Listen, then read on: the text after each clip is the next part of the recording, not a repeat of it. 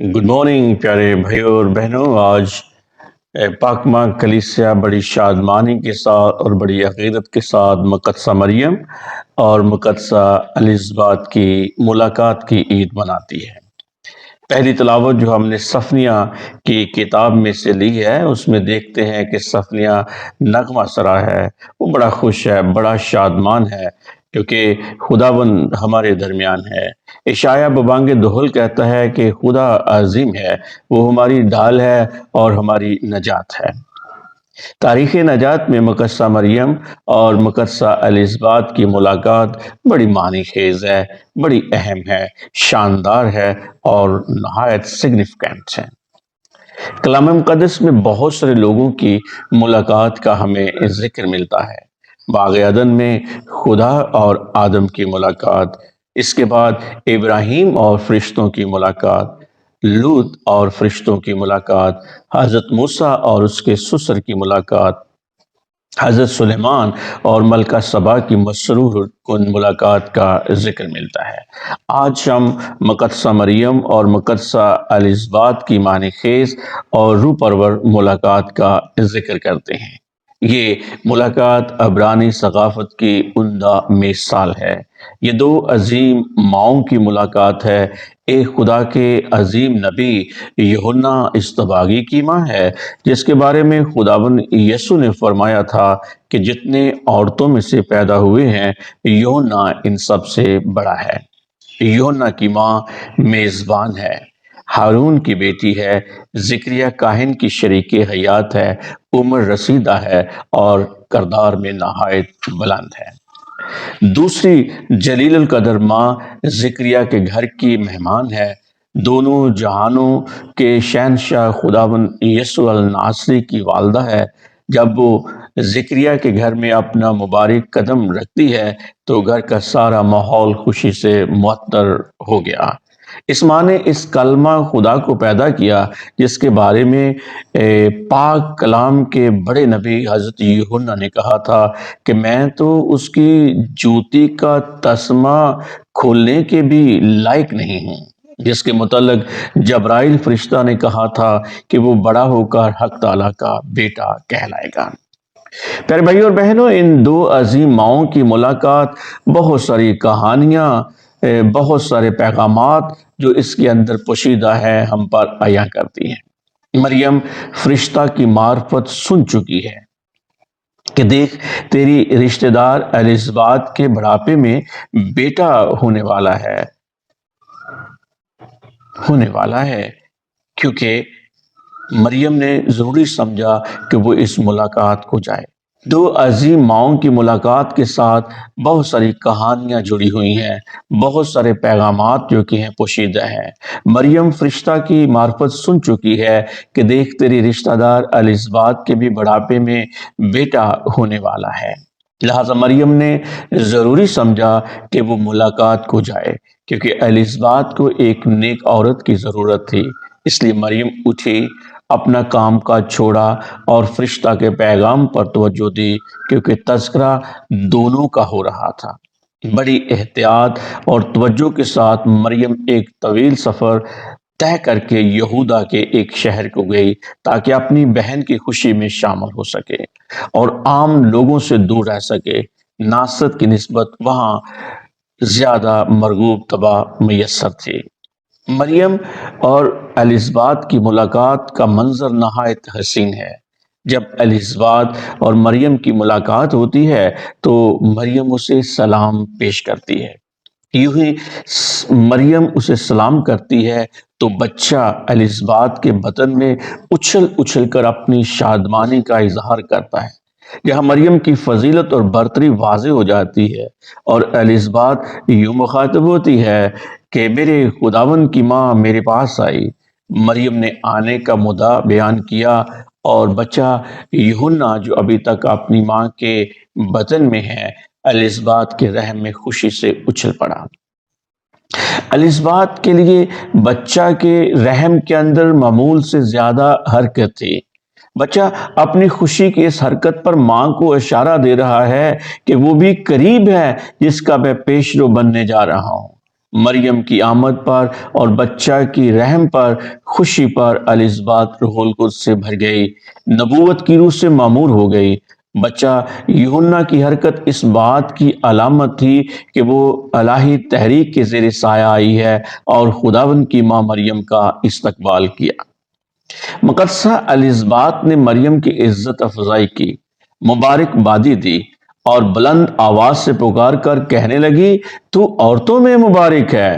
حسن اتفاق اور الہی مرضی کہ یہی بات تھوڑے دن پہلے فرشتے نے بھی کہی تھی۔ الزبات نے تو وجہ بھی بیان کر دی، اس لیے مبارک ٹھہری کیونکہ تیرے رحم کا پھل مبارک ہے۔ الزبات بڑے پن کا مظاہرہ کرتی ہے، وہ عمر رسیدہ ہے، کاہن کی بیوی ہے۔ مریم عمر کے لحاظ سے بہت چھوٹی ہے، اسے کنوار پن کی حالت میں حاملہ ہونے کا شرف اور مسیح موعود کی ماں بننے کا شرف اور اعزاز حاصل ہوا ہے۔ وہ مریم کے اس اعزاز کو قبول کرتی ہے اور خوشی مناتی ہے، اور ہم اقرار کیے بغیر نہیں رہ سکتے کہ خدا ہم پر ہمارے حق سے زیادہ مہربانی اور عنایت کرتا ہے، اس لیے ہم ان سے حسد نہ کریں جن پر وہ ہم سے زیادہ عنایات اور مہربانیاں کرتا ہے۔ اس سارے عمل میں ہم مقدسہ الزبات کی انکساری اور فروتنی دیکھتے ہیں۔ مریم کے آنے پر وہ اقرار کرتی ہے، میرے لیے یہ بات کیسے ہوئی؟ یعنی مجھ پر یہ فضل کہاں سے ہوا کہ میرے خداوند کی ماں میرے پاس آئی؟ وہ مریم کو خداوند کی ماں کہتی ہے، وہ کھلے دل سے مریم کا اپنے گھر میں خیر مقدم کرتی ہے اور آمد مریم کو اپنے لیے عزت، فخر، عنایت اور نوازش سمجھتی ہے۔ عورتوں سے پیدا ہونے والوں میں سب سے پاک کلام کی روح سے سب سے بڑے نبی کی ماں اپنے آپ کو اس لائق نہیں سمجھتی۔ مجھ پر یہ فضل کہاں سے ہوا؟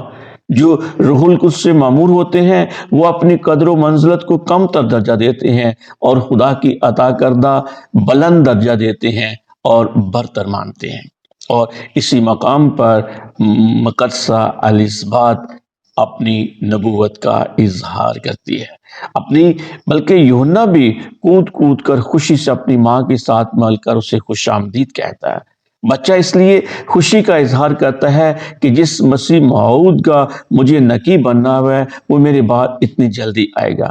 یہ منظر دیکھ کر کنواری مریم کے ایمان کو تقویت ملتی ہے کہ یہ وہ کام ہے جس کی دوسروں کو بھی یقین دہانی کرائی گئی ہے۔ وہ مریم کے ایمان کی تعریف کرتی اور اس کی حوصلہ افزائی کرتی ہے، مبارک ہے وہ جو ایمان لائی، بے شک ایمانداروں میں مبارک ہوئی، مبارک ہے وہ جو خدا کے حکم پر ایمان لائے، کیونکہ یہ ایمان تو مایوس نہیں کرے گا، کیونکہ خدا کی طرف سے کئی باتیں ضرور پوری ہوں گی۔ اس صورت میں خدا کی وفاداری مقدسین کے ایمان کی مبارک حالی ہے، جن کو خدا کے وعدوں کا پورا ہونے کا تجربہ ہے، وہ دوسروں کی حوصلہ افزائی کریں گے۔